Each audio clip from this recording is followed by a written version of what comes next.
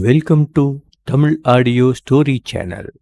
மறக்காம நம்ம சேனலை சப்ஸ்கிரைப் பண்ணிக்கோங்க. அனைத்து சிஸ்டமும் அப்படியே ஃப்ரீஸ் ஆகிவிட ஸ்கிரீன்கள் அனைத்தும் சிகப்பு நிறமாக மாறத் தொடங்கியது. அவர்களுக்கான நேரம் முடிந்துவிட்டது என்ற எச்சரிக்கைதானது. சத்தமாக சிரித்துக் கொண்டிருந்த அந்த ஆள் மீண்டும் பேச ஆரம்பித்தான். நீ இப்பவும் கூலா இருக்கலாம். Because you cannot do anything more than this. They will easily reach you. Your chapter is going to close permanently.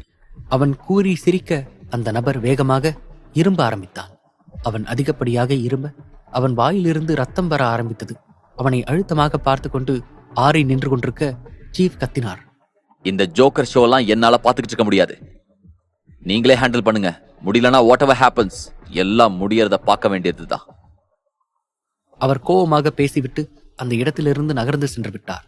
அதை பார்த்த ரிஷிக்கு அவர் பின்னால் செல்வதா இல்லை ஆரியிடம் அடுத்து என்ன செய்வது என்று கேட்பதா என்று புரியவில்லை. ஆரி என்ன பாத்துக்கிட்டு நிக்கிற? நெக்ஸ்ட் மூவ் என்ன பண்றது? அதையாவது சொல்லு. ரிஷி கேட்க ஆரி அப்போதும் அமைதியாகவே இருந்தான். நின்று கொண்டிருந்த அந்த ஆள் அந்த கம்பத்திலேயே சரிந்து சாய்ந்து அமர்ந்தான். அவர்கள் கொடுத்திருந்த டோஸ் அவன் உடலிலிருந்து ஒவ்வொரு நரம்பிலும் வலியை அதிகரிக்க இதற்கு மரணமே மேல் என்பது போல் அவனுக்கு தோன்றியது. இருப்பினும் அவன் கத்தாமல் பல்லை கடித்துக் கொண்டு அமர்ந்திருக்க அந்த அறையில் நிறைந்திருந்த அத்தனை குளுமையிலும் அவன் உடல் முழுவதுமாக வியர்வையில் நனைந்தது. அங்கிருந்த ஆட்கள் எப்படியாவது சென்று கொண்டிருக்கும் டேட்டாக்களை தடுத்து செக்யூரிட்டி சிஸ்டமை மீண்டும் ஆக்டிவேட் செய்ய முடியுமா என்று கடுமையாக முயற்சித்துக் கொண்டிருந்தனர். அவர்கள் கோடிங் செய்து கொண்டிருந்த சிஸ்டம் அனைத்தும் முழுவதுமாக கருமை நிறத்திற்கு செல்ல அதனை கண்காணித்துக் கொண்டிருந்த அந்த பெண் வேகமாக ரிஷியிடம் வந்து ஏதோ கூறினாள். அதை கேட்டவன் எல்லாம் முடிந்துவிட்டது என்பது போல் தலையில் கை வைத்தான். டிஃபென்ஸ் ஓவர் லொகேஷன் ஆன் ஆயிடுச்சு. எல்லாம் நம்ம கையை விட்டு போக போகுது. ஆரி, இன்னும் நீ அமைதியா தான் நிக்க போறியா? ரிஷி கோபத்தில் முழுவதுமாக வெடித்து கத்த ஆரி அதனை சிறிதும் கண்டுகொள்ளவே இல்லை. அவன் நேராக அந்த பெரிய திரைக்கு எதிரில் சென்று நின்றவன் அதில் ஓடிக்கொண்டிருந்த எண்களையும் எழுத்துக்களையும் பார்த்துவிட்டு தனக்காக இருக்கும் அந்த தனிப்பட்ட சூப்பர் கம்ப்யூட்டரின் முன் சென்று அமர்ந்தான். நான் என்ன பண்ணணும்? சீக்கிரம் சொல்லு. Get me a coffee quick. அதை கேட்ட ரிஷிக்கு தலை வெடிக்காத குறைதான். அவனுக்கு ஆரியை பற்றி நன்றாக தெரியும். அவன் கையில் ஏதேனும் திட்டம் இல்லை என்றால் அவன் இவ்வளவு கூலாக இருக்க மாட்டான். ஆயினும் இப்போது சென்று கொண்டிருக்கும் சூழ்நிலை அவ்வளவு சுலபமானது கிடையாது. அனைத்தும் அவர்களது கையை விட்டு சென்று விட்டது. ஆனால் இந்த சூழ்நிலையிலும் இவன் இப்படி கூற இவனை என்ன செய்தால் தகும் என்று அவனுக்கு தோன்றி, இதுக்கு மேல உன்கிட்ட பேசுறது வேஸ்ட். நான் போய் டேட்டாஸ் எல்லாம் எரேஸ் பண்ண போறேன். ரிஷி கூறிவிட்டு அங்கிருந்து நகர ஆரி ஹோல்ட் ஆன் என்று அவனை தடுத்தான். ஆனால் அவன் விழிகள் இன்னும் அந்த சூப்பர் கம்ப்யூட்டரில் நிலைத்து நிற்க அவன் விரல்கள் மின்னல் என கீபோர்டில் பாய்ந்து கொண்டிருந்தது. ஆரியை சுற்றி ஆட்கள் நின்று கொண்டிருக்க ரிஷி பதற்றமாக ஒரு இடத்தில் நிற்காமல் நடந்து கொண்டிருந்தான். வழியில் சுருண்டு கிடந்தவன் ஆரி கம்ப்யூட்டரில் ஏதோ வேலை செய்து கொண்டிருப்பதை பார்த்து நக்கலாக சிரித்தான். இப்ப ட்ரை பண்ணி என்ன ஆக போகுது? Everything is gone. Your kingdom will be destroyed in few minutes. அவங்க கூடிய சீக்கிரம் வந்துருவாங்க. அவன் பேச பேச அவன் வாயிலிருந்து அதிகமாக ரத்தம் வெளியேறியது. அவன் அதனை துடைக்க கூட முடியாமல் அங்கிருந்து நகரவும் முடியாமல் அந்த ரத்தத்திலேயே உழன்று கொண்டிருந்தான். திடீரென்று ஆரியின் கைகள் தன்னுடைய ஓட்டத்தை நிறுத்தியது. அதில் அந்த இடமே நிசப்தமடைந்தது. அப்போதுதான் இத்தனை நேரமும் அந்த இடத்தை கீபோர்டின் சத்தம்தான் நிறைத்துக் கொண்டிருந்தது என்பதையே அங்கிருந்தவர்கள் உணர்ந்தார்கள். சத்தம் நின்றவுடன் நடந்து கொண்டிருந்த ரிஷி வேகமாக அந்த திரையின் முன்பு வந்து பார்த்தான். அங்கு எந்த மாற்றமும் வரவில்லை. ரிஷி ஒன்றும் புரியாமல் ஆரியின் அருகில் வந்து நின்றான். என்னாச்சு? ஏன் ஸ்டாப் பண்ணிட்ட? உன்னால அது கூட அண்டர்ஸ்டாண்ட் பண்ணிக்க முடியலையா? உன்ன மாதிரி ஒரு பிரச்சனைய எப்படி இவன் கூட வச்சுக்கிட்டு இருக்கான்? Foolish guys.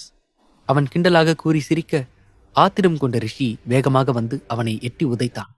ரணவேதனையில் தவித்துக் கொண்டிருந்தவன் கடினப்பட்டு தன் வலியை வெளிக்காட்டாமல் மறைத்து கொண்டிருக்க ரிஷி உதைத்த உதை ஏற்கனவே ஏற்பட்டிருந்த காயத்தில் தீப்பட்டால் எப்படி தாங்க முடியாமல் இருக்குமோ அதற்கு ஈடான வலியை அவன் உடலெங்கும் பரவியது.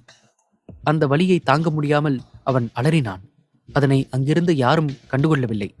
ஆரி, what happened? ஏதாவது சொல்லுடா. அவனது கேள்விக்கு அவனிடமிருந்து எந்த பதிலும் இல்லை.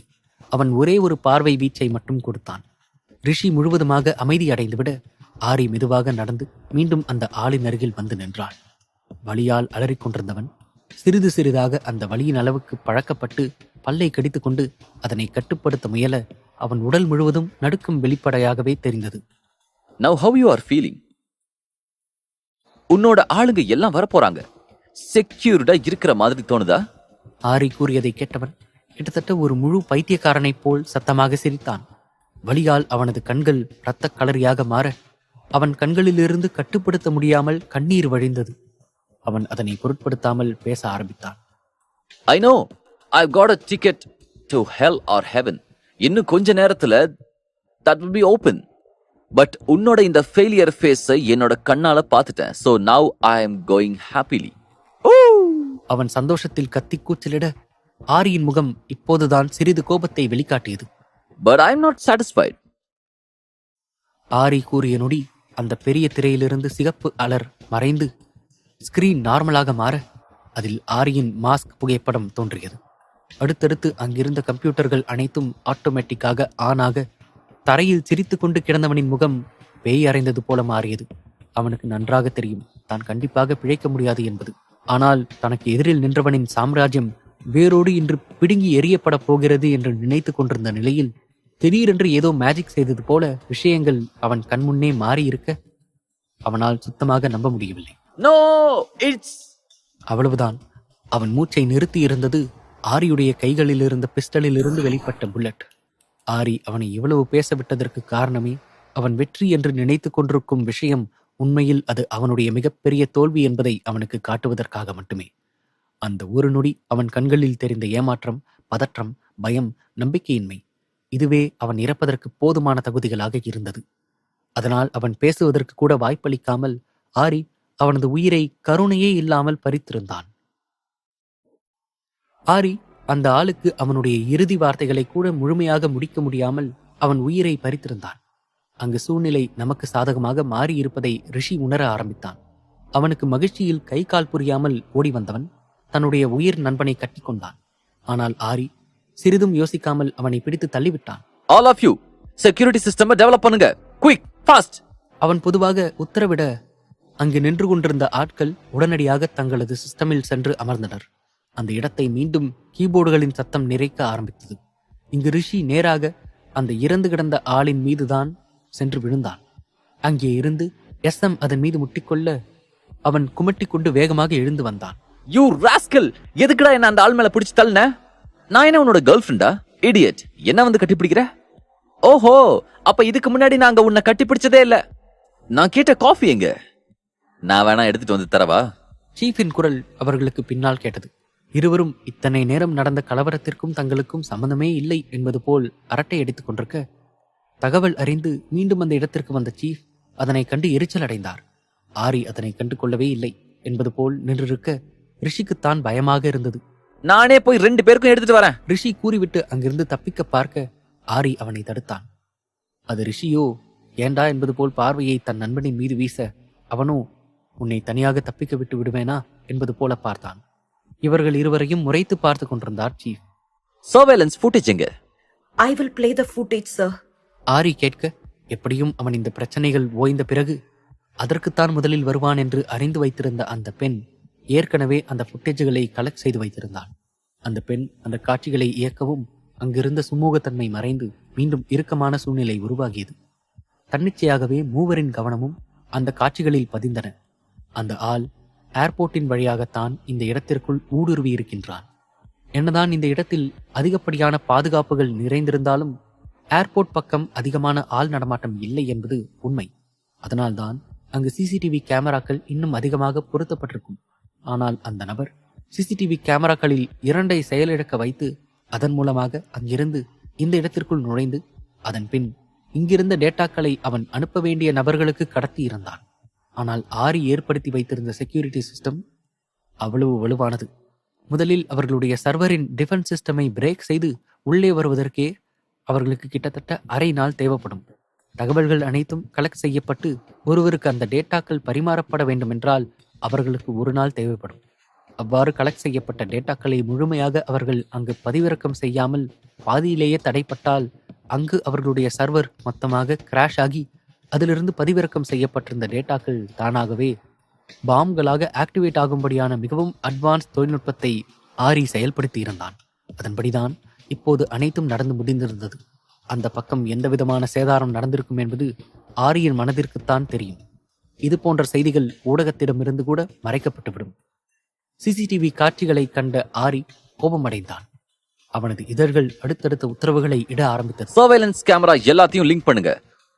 ஒரு கேமரா டீஆக்டிவேட் ஆனா கூட அலர்ட் மெயின் சிஸ்டம் வரைக்கும் வரணும். ரிஷி, இந்த ஆளோட இன்ஃபர்மேஷனை கேதர் பண்ணு. எப்படியும் அந்த பக்கம் நடந்திருக்கிற பாம்பு பிளாஸ்ட மூடி மறைச்சிருவாங்க. எந்த நியூஸும் லீக் ஆகாது. அந்த சைடுல அலர்ட் ஆன இவனை பத்தின இன்ஃபர்மேஷன்ஸை பிளாக் பண்றதுக்குள்ள கேதர் இட் குயிக். ரிஷி சரி என்று அங்கிருந்து புறப்பட்டு விட அந்த ஆள் இறந்து கிடந்த இடம் இப்போது தடயமே இன்றி மிகவும் சுத்தமாக மாறியிருந்தது. எல்லாம் சரியாக இருந்தாலும் சீஃபுக்கு மனம் சுத்தமாக ஆறவில்லை. இந்நேரத்துக்கு எல்லாமே கைய விட்டு போயிருக்கும். இது எவ்வளவு சீரியஸ்னு தெரியுமா? கிட்டத்தட்ட தவ மாதிரி இருந்தது. We are very close to our target. நம்ம எவ்வளவு பக்கத்துல நெருங்கி போறோமோ அந்த அளவுக்கு அவங்களும் நம்மளை ஈஸியா நெருங்குறதுக்கு வாய்ப்பு அதிகம். இந்த விஷயத்த நான் எவ்வளவு சொல்லிக்கிட்டு இருந்தேன். ஆனா இப்ப நடந்துருச்சு. இதுக்கு மேலையும் அமைதியா இருக்க போறீங்களா? கைய விட்டு போயிருக்கோம் இல்ல? உங்களாலதான் போயிடுச்சு. நான் உங்ககிட்ட ஏற்கனவே சொல்லியிருந்தேன், நம்மளோட அந்த டெசிஷன் கண்டிப்பா நம்ம பிளான்ஸை அட்டாக் பண்ணுன்னு. பட் நீங்க பேச்ச கேட்காம மூவ் பண்ணிட்டு இப்ப கோவப்படுறதுல எந்த யூஸும் இல்ல. இருவரும் பேசிக் கொண்டிருக்க 1 மணி நேரத்திலேயே ரிஷி மீண்டும் வந்தான். அவன் நேராக அந்த ஸ்மார்ட் ஸ்கிரீனுடன் தனது ஸ்மார்ட் வாட்சை கனெக்ட் செய்ய சிறிது நேரத்திற்கு முன் இறந்து கிடந்தவனின் தகவல்கள் காட்சியாக்கப்பட்டன. ஆரியும் சீஃபும் அந்த தகவல்களை பார்த்து கொண்டிருக்க ரிஷி பேசினான். இவன் நார்த் போல் டிபார்ட்மெண்டோட அபிஷியல் ஸ்பை. இந்த மாதிரி ஒரு நியூஸ் கிடைக்கும்னு நான் எதிர்பார்க்கவே இல்லை. It's interesting. Obviously some lead அவங்களுக்கு கிடைச்சிருக்கணும். இந்த பிரச்சனையால அவங்களுக்கு இன்னும் வேற ஏதாவது டீடைல்ஸ் கண்டிப்பா தெரிஞ்சிருக்கும். நம்ம எவ்வளவு ஹைடெக்னு அவங்களுக்கு நிச்சயமா புரிஞ்சிருக்கும். நம்மள மாதிரியே அவங்களுக்கு சம் ஸ்டெப்ஸ் டிஃபரன்ஸ் இருக்கு. Okay fine. இங்கிருந்து ரிமூவ் பண்ண வேண்டிய டேட்டாஸ் எல்லாத்தையும் அனலைஸ் பண்ணணும். ஜெரினா, நான் சொல்ற டாக்குமெண்ட்ஸ் எல்லாத்தையும் just turn it into dust. அதை கேட்டு ரிஷியும் சீஃபும் மெயின் சர்வர் இருக்கும் அறைக்கு சென்றுவிட அந்த பெண் ஆரியிடம் எந்தெந்த டாக்குமெண்ட் என்று விவரங்களை கேட்டுக்கொண்டாள். அதன்படியே அந்த பெண் மற்ற ஆட்களுக்கு உத்தரவிட 2 பேர் அந்த டாக்குமெண்ட்களை எடுத்து சென்று ஒரு மனிதனின் பாதி உயரமிருந்த பெட்டிக்குள் வைத்தனர். ஜெரினா ஒரு பட்டனை அழுத்த ஆரி கூறியது போல நிமிடத்தில் அந்த காகிதங்கள் அனைத்தும் தூசியாக மாறியது. இங்கு ஆரி எந்தெந்த டேட்டாக்கள் ரிமூவ் செய்யப்பட வேண்டும் என்று கூறிக்கொண்டிருக்க ரிஷி அவை எல்லாவற்றையும் ரிமூவ் செய்து அதனை பாதுகாப்பாக மற்றொரு சர்வருக்கு மாற்றிக் கொண்டிருந்தான். இந்த பரபரப்பு அனைத்தும் அடங்க அவர்களுக்கு முழுவதுமாக 1 நாள் பிடித்தது. அவர்கள் இதில் ஓய்வு என்பதை பற்றி யோசிக்கவே இல்லை. அங்கிருந்த ஓய்வறையில் ஆளுக்கு ஒரு புறமாக அமர்ந்திருக்க ரிஷி தன் கால்களை பிடித்துக் கொண்டு முணங்கிக் கொண்டிருந்தான். பாவிங்க, நிக்க வச்சு சாவடிக்கிறானுங்களே, கால் வலிக்குது ஆரி. அவன் ராகமாக ஆரியை அழைக்க அவன் எதற்காக அழைக்கிறான் என்று நன்கு அறிந்தவன், என்கிட்ட வந்த I will kill you, you bloody monster. Rishi ஆரியை திட்ட அப்போது ஆரியின் ஸ்மார்ட் வாட்ச் மீண்டும் சினுங்கியது.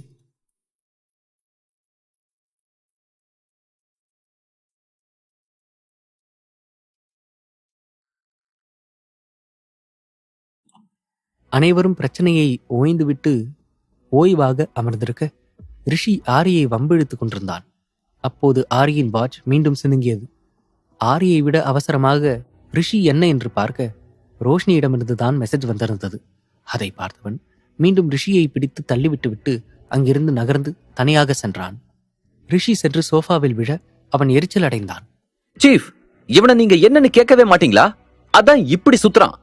I don't have a stake in it. Here no one for me. அவர் இதற்கும் தனக்கும் எந்த சம்பந்தமும் இல்லை என்று கூற ரிஷி தனக்குத்தானே புலம்பினான். இங்கு ஆரி ரோஷினியுடன் பேசிக் கொண்டிருந்தான். என்னப்பா, போன வேலையெல்லாம் என்னாச்சு? அவள் எந்த விவரமும் கேட்காமல் மேலோட்டமாக பேசுவது ஆரிக்கு சற்று லகுவாக இருந்தது. Well, good. Almost finished. சாப்பிட்டீங்களா? இனிமேதான். நீ நைட் சாப்பிட்டியா? ஆமா, என்ன இவ்வளவு நேரம் முழிச்சிருக்க? சாப்பிட்டேன். எனக்கு தூக்கம் வரல. ஆமா, நீங்க ஏன் முழிச்சிருக்கீங்க? தூங்கலையா? இங்க டே டைம், எப்படி தூங்குறது? அதை கேட்டவளுக்கு அப்போதுதான் அவன் வெளிநாட்டில் இருக்கிறான் என்பதே தெரிந்தது. அவனை பற்றி எந்த தகவலும் தனக்கு தெரியாமல் இப்படி ஒரு பிளைண்டான சிச்சுவேஷனில் இருப்பது அவளுக்கு ஒரு மாதிரி எம்பராசிங்காக இருந்தது. அவள் அமைதியாக இருக்க ஆரி என்ன என்று கேட்டான். What happened? ஏன் திடீர்னு சைலண்ட் ஆயிட்ட? நத்திங். அங்க டைம் என்ன? நீங்க ஏன் இன்னும் சாப்பிடல? அவள் எதையும் காட்டிக்கொள்ளாமல் பேச்சை மாற்ற முயல ஆரிக்கு அவள் என்ன மறைக்கிறாள் என்பது சுலபமாக பிடிப்பட்டது. என் மேல எதுவும் கோபமா? கோபம் லாரி, நீங்க இங்கதான் இருக்கீங்கன்னு நான் நினைச்சுக்கிட்டு இருந்தேன். ஆனா நீங்க அப்ராட் போன விஷயம் கூட எனக்கு தெரியல. அவள் தயங்கி கூறினாலும் அவளது குரலில் அத்தனை கலக்கம் தெரிந்தது. அவனுக்கும் அவளுடைய மனநிலை புரியத்தான் செய்தது. ஆனால் இவனுடைய சூழ்நிலை முற்றிலும் வேறாயிற்றே.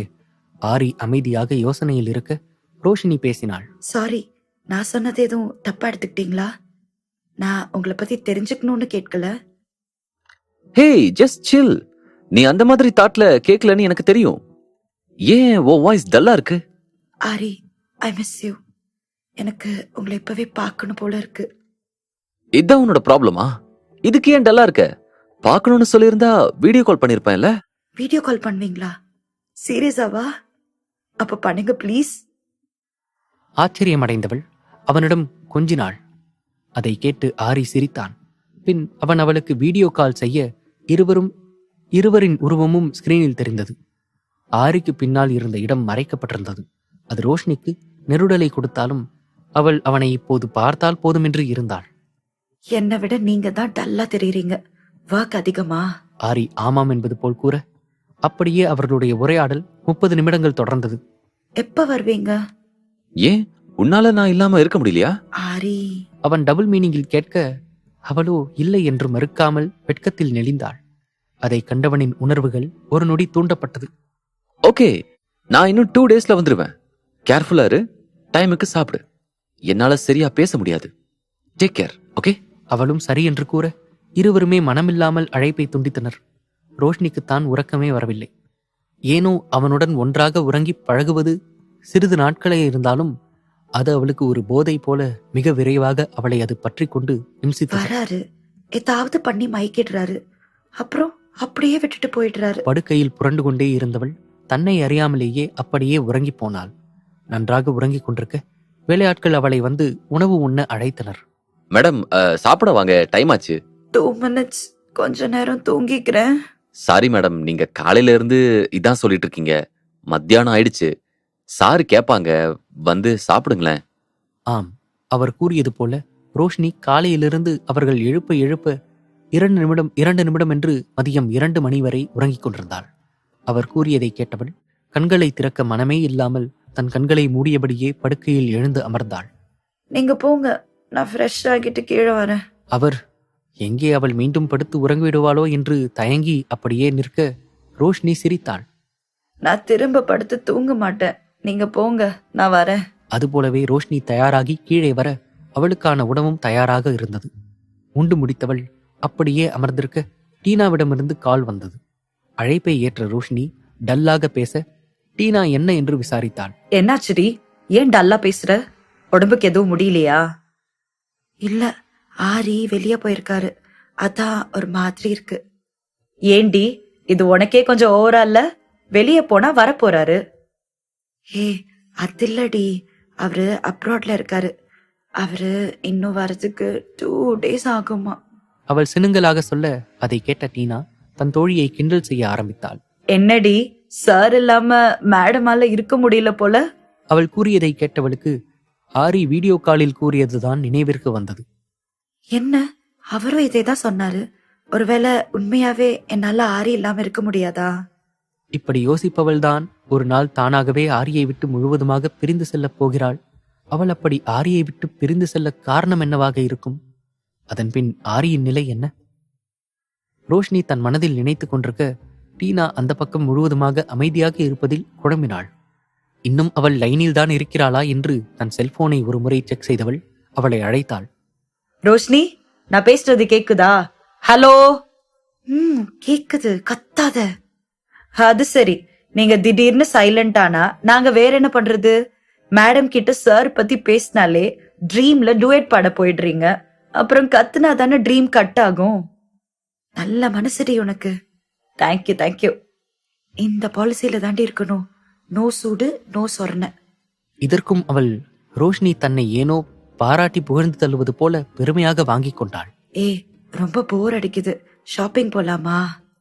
போலாமே, நீ வரியா நான் வரவா?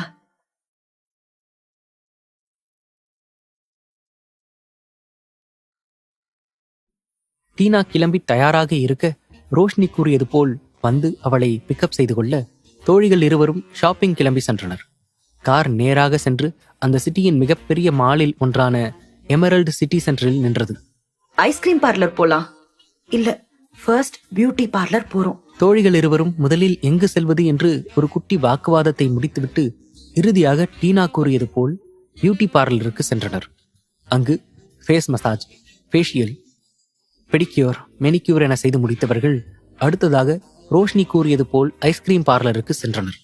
இப்படியே நண்பர்கள் இருவரும் சுற்றித் திரிய அங்கு புதிதாக திறக்கப்பட்ட எக்ஸ்பென்சிவ் கிஃப்ட் ஷாப் இருந்தது. அநேகமான கடைகளில் இருப்பது போல அங்கும் கண்ணாடி சுவர்களாய் இருக்க உள்ளே இருந்த ஷோ பீஸ்கள் அனைவரின் கவனத்தையும் ஈர்த்தது. அந்த ஷாப்பை கடந்து சென்ற பெரும்பாலானோர் அந்த ஷோ பீஸ்களின் அழகை பற்றி வர்ணிக்காமல் செல்லவில்லை. அந்த ஷாப் ரோஷினியை மிகவும் ஈர்த்தது. அவள் டீனாவை இழுத்துக்கொண்டு அந்த ஷாப்புக்குள் நுழைந்தாள். ஹே, இந்த கிறிஸ்டல் ஸ்ட்ரக்சர்ஸ் எல்லாம் ரொம்ப அழகா இருக்கு. ரோஷினி பிரமித்து அந்த கிறிஸ்டல் சிலைகளின் வடிவத்தையும் அந்த கிறிஸ்டல்களின் அழகையும் பார்த்து ரசித்துக் கொண்டிருந்தாள். அப்போது அவள் அருகில் ஒரு சேல்ஸ் கேர்ள் வந்து நின்றாள். Hello ma'am, how can I help you? Hello, இதெல்லாம் என்ன டைப் ஆஃப் கிறிஸ்டல்ஸ்? மேம், இதெல்லாம் எமெத்திஸ்ட், குவார்ட்ஸ், எஸ்ரைட் இந்த மாதிரியான டிஃப்ரெண்ட் கைண்ட் ஆஃப் எக்ஸ்பென்சிவ் கிறிஸ்டலை வச்சு செய்யறது மேம். எல்லாமே imported piece. Are you interested? அந்த சேல்ஸ் கேர்ள் கேட்க அந்த பொருட்களில் ஏதாவது ஒன்றையாவது வாங்கிவிட வேண்டும் என்ற ஆர்வம் ரோஷினியின் கண்களில் தெளிவாக தெரிந்தது. இதே போல வேற பீஸ் இருக்கா? ஹே, அங்க பாரு, தனி செக்ஷனே இருக்கு. வாங்க மேம், I'll show you. மூவரும் அந்த இடத்திற்கு செல்ல அந்த செக்ஷன் முழுக்க பல வண்ணங்களிலும் பல டிசைன்களிலும் அந்த கிறிஸ்டல் சிலைகள் இருந்தன. அந்த கிறிஸ்டலின் பளபளப்பும் அதற்கேற்றார் போன்ற லைட்டிங்கும் அந்த இடத்தையே லேசாக ஜொலிக்க வைக்கத்தான் செய்தது. அந்த சேல்ஸ் கேர்ள் ரோஷினிக்கு மேலும் பல சிலைகளை எடுத்து காட்டிக் கொண்டிருக்க அவளுக்கு அவையெல்லாம் ரசிக்க தோன்றியதை தவிர பெரிதாக மனதை ஈர்க்கவில்லை. அவள் அந்த பெண் காட்டும் சிலைகளை பார்ப்பதை நிறுத்தியவள் தன் கண்களை அங்கிருந்த மற்ற சிலைகளின் மீது உலாவ விட்டாள். அதில் அங்கு ஒரு சிலை அவளது கவனத்தை ஈர்த்தது. அது எமெத்திஸ்ட் கிறிஸ்டல் மூலமாக செய்யப்பட்ட ஒரு மரம். அது பார்க்க அவ்வளவு அழகாக இருக்க ரோஷினி அந்த சேல்ஸ் கேர்ளிடம் அந்த ஷோ பீஸை எடுத்து You கேட்டாள். have a good eye, ma'am. அந்த பெண் ரோஷினியின் ரசனையை பாராட்டிவிட்டு அதனை எடுத்து அவள் கையில் கொடுத்தாள். ரோஷினி அதை பார்த்து கொண்டிருக்க அதே செக்ஷனில் அவர்களுக்கு சிறிது தூரம் தள்ளி ஒருவன் ஒரு பெண்ணை சீண்டிக் கொண்டிருந்தான். அதை கவனித்த அந்த ஷாப் மேனேஜர் வந்து அவனை நாகரிகமான முறையில் எந்த பிரச்சனையும் செய்ய வேண்டாம் என்று கேட்டுக்கொள்ள, ஆனால் அவனோ அங்கிருந்து நகர்ந்தவன் அந்த பெண்ணிடம் அசிங்கமான சைகையை செய்துவிட்டு வந்து கொண்டிருந்தான். செம்ம அழகா இருக்கு. வாவ், இத பாக்கும்போது எனக்கும் வாங்கணும்னு ஆசையா இருக்கு. அது போன்ற ஒரு பிரச்சனை நடக்கின்றது என்று அறியாமல் தோழிகள் இருவரும் அந்த ஷோ பீஸை பற்றி ரசித்து பேசிக் கொண்டிருந்தனர். டீனா ரோஷினியின் கைகளிலிருந்து அந்த ஷோ பீஸை பார்த்து ரசித்தபடி கூற, ரோஷினி அவளை பார்க்கும்படி தன் தோழியின் கைகளில் கொடுக்க போக, அவர்களுக்கு பின்னால் வேறொரு பெண்ணிடம் பிரச்சனை செய்துவிட்டு வந்தவன் அவளை திரும்பி பார்த்தபடியே வந்து ரோஷினியின் மீது மோதிவிட்டு எதையும் கண்டுகொள்ளாமல் அவன் பாட்டுக்கு கடந்து சென்றான். அவள் கைகளிலிருந்து அந்த ஷோ பீஸ் அந்த ஆள் மோதியதில் அவள் கைகளிலிருந்து தவறி கீழே விழுந்தது. அது கிறிஸ்டல் என்பதால் 2 துண்டுகளாக சிதறிவிட இருவராலும் நடந்ததை ஒரு நிமிடம் நம்பவே முடியவில்லை. அதை கண்டு அந்த சேல்ஸ் கேர்ள் பதற, இப்படி இடித்துவிட்டு கண்டுகொள்ளாமல் செல்பவன் மீது டீனாவிற்கு கோபம் வந்தது. அவள் வேகமாக திரும்பி அவனை கத்தினாள். ஏய் இடியட், கண்ணு தெரியல உனக்கு? எரும மாடு மாதிரி இடிச்சு தள்ளி உடைச்சிட்டு நீ பாட்டுக்கு போற? உன்னதாண்டா. அவளது குரலில் சென்று கொண்டிருந்தவன் நின்று திரும்பி பார்க்க டீனா அவனை முறைத்துக் கொண்டிருந்தாள். ஏற்கனவே வேறொரு பெண்ணிடம் பிரச்சனை செய்து கொண்டிருந்தவனுக்கு இவர்கள் இருவரையும் பார்க்க பேரழகிகளாக தெரிந்தனர். அவன் பார்ப்பதற்கு ஓரளவுக்கு டீசென்டாக தெரிந்தாலும் அவனது செய்கையும் நடத்தையும் தான் மிகவும் மோசமாக இருந்தது. நீ பேசுனது என்னத்தானா? நீ தானே அதை உடைச்சு தள்ளிட்டு போனது. அப்போ உன்னதான். ஒழுங்கா வந்து பில்ல பே பண்ணிட்டு போ. அவள் அதிகாரமாய் கூற அவன் அலட்சியமாக அதே நேரம் மிகவும் மோசமாக பேச ஆரம்பித்தான். இந்த மாதிரி ஸ்வீட்டான பேபிஸ் எல்லாம் இவ்வளவு கோபமா பேசலாமா? உனக்கு என்ன வேணும்னு சொல்லு, நான் வாங்கி தரேன். அவன் பேசியதை பார்த்து ரோஷினி முகம் சுளித்தவள் டீனாவை அமைதிப்படுத்த முயற்சித்தாள். அப்போதுதான் அந்த ஆள் ரோஷினியை கண்டான். டீனா, தேவையில்லாத பிரச்சனை வேணாம், நம்ம பாத்துக்கலாம். இன்னும் ஒரு லட்டு வேற இருக்கா? ஹே யூ பிளட்டி ராஸ்கல், தேவையில்லாம பேசுன அப்புறம் என்ன நடக்கும்னு தெரியாது. அதற்குள் அங்கு மேனேஜர் வந்துவிட அவர் இருவரையும் அமைதிப்படுத்த முயற்சி செய்தார். என்ன சார் நீங்க? அவன் எவ்வளவு மோசமா நடந்துகிட்டு இருக்கான். நீங்க என்ன பிரச்சனைய பெருசு பண்ண வேணாம்னு சொல்றீங்க. நான் இத போலீஸ்ல கம்ப்ளைண்ட் பண்ணாம விட மாட்டேன். என்னடி ஓவரா துள்ற? போலீஸ் கம்ப்ளைண்ட் பண்ண போறியா? உன் மேல கை வச்சன கூட போய் பண்ணு. அவ்வாறு கூறிய அந்த ஆள் எதை பற்றியும் யோசிக்காமல் டீனாவின் கையை பற்றி இழுக்க ரோஷினி அவனது கன்னத்தில் அறைந்தாள். ஏய், யாரு மேலடி கைய வச்ச? அவள் கன்னத்தில் அடித்ததில் ஆத்திரம் கொண்டவன் கத்திக்கொண்டே ரோஷினியை அடிக்கச் சென்றான். அப்போது டீனாவின் கைகள் அவனது மற்றொரு கன்னத்தில் வேகமாக பதிய அவன் தடுமாறி கீழே விழுந்தான். அனைவரின் முன்னிலையிலும் இரு பெண்களால் தான் இப்படி அசிங்கப்பட்டு நிற்க அவனுக்கு அவர்கள் மீது கொலை வெறி எழுந்தது. அவன் கோபமாக யாருக்கோ அழைக்க அவனது ஆட்கள் அருகில்தான் இருந்தனர் போல. 2 நிமிடத்தில் அங்கு ஒன்று கூடினர். என் மேலே அடி கைய வச்ச, உங்களை என்ன பண்றேன்னு பாருங்கடி. ஏய், இவளுங்களை எடுத்துட்டு வெளியே வாங்கடா. அந்த கடை ஊழியர்கள் யாருமே அவனை தடுக்கவில்லை. ஏன் ஒரு வார்த்தை கூட கேட்கவில்லை. அவன் அந்த கடையில் இருந்து வெளியே செல்ல அவனின் ஆட்கள் ரோஷினி மற்றும் டீனாவை நெருங்கினர். தேவையில்லாம பிரச்சனை பண்ணாதீங்க. அது உங்களுக்கு நல்லது கிடையாது. உங்களோட நிலைமை ரொம்ப மோசமாயிடும். அதெல்லாம் நாங்க பாத்துக்கிறோம், நீ வாமா. டீனா மிரட்ட அந்த ஆட்களில் ஒருவன் நக்கலாக கூறிவிட்டு அவள் கையை பற்றி இழுத்து சென்றான். அதுபோலவே 2 ஆட்கள் வந்து ரோஷினியின் கையை பற்ற பார்க்க அவள் வேகமாக பின்னால் நகர்ந்தாள்.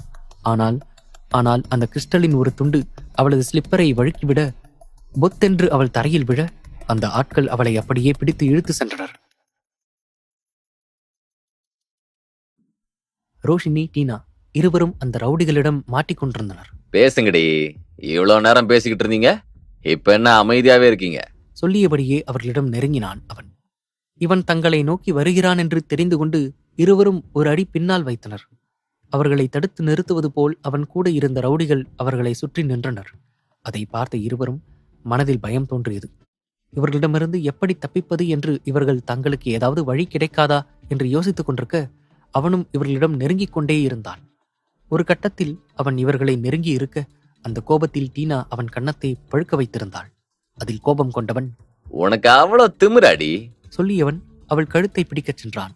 அப்போது எங்கிருந்தோ ஒரு சேர் பறந்து வந்து அவன் கையில் பட்டு விழுந்தது. அதில் வலியில் துடித்தவன், டேய், யாரா அது? என் மேலேயே கைய வைக்கிறது? தைரியமானவனா இருந்தா வெளியில வாடா.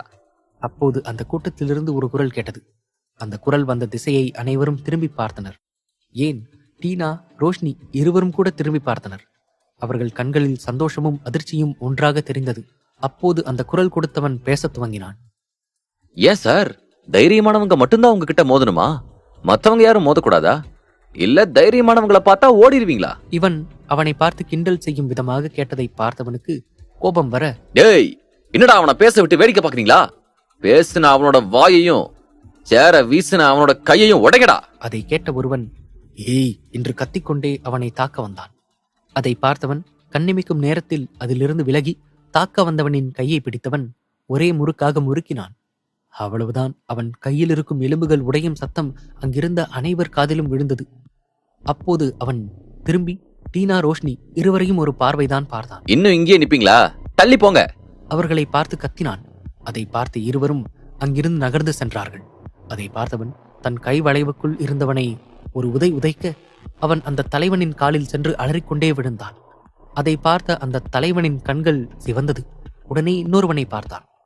அவனும் அவனை நோக்கி ஏய் என்று கத்திக்கொண்டே ஓடினான். அவனையும் ஒரே கையால் பிடித்து வளைத்தவன், டேய், இன்னும் எத்தனை நாளைக்குடா இப்படியே இருப்பீங்க? அவன் கண்ணை காமிச்ச உடனே இன்னும் கத்திட்டே ஓடி வரீங்க.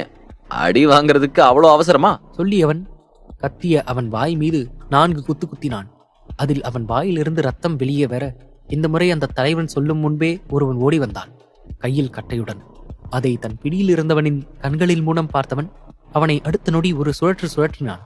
இவன் சுழன்று கொண்டே சென்றவன் அவன் மீது மோதி இருவரும் அடுத்த நொடி கீழே விழுந்தனர். டேய், என்ன 2 பேர் அடிச்சிட்டா நீ பெரிய ஆள் நினைப்பா? சொல்லியவன் அடுத்த 2 பேருக்கு கண்ணை காட்டினான்.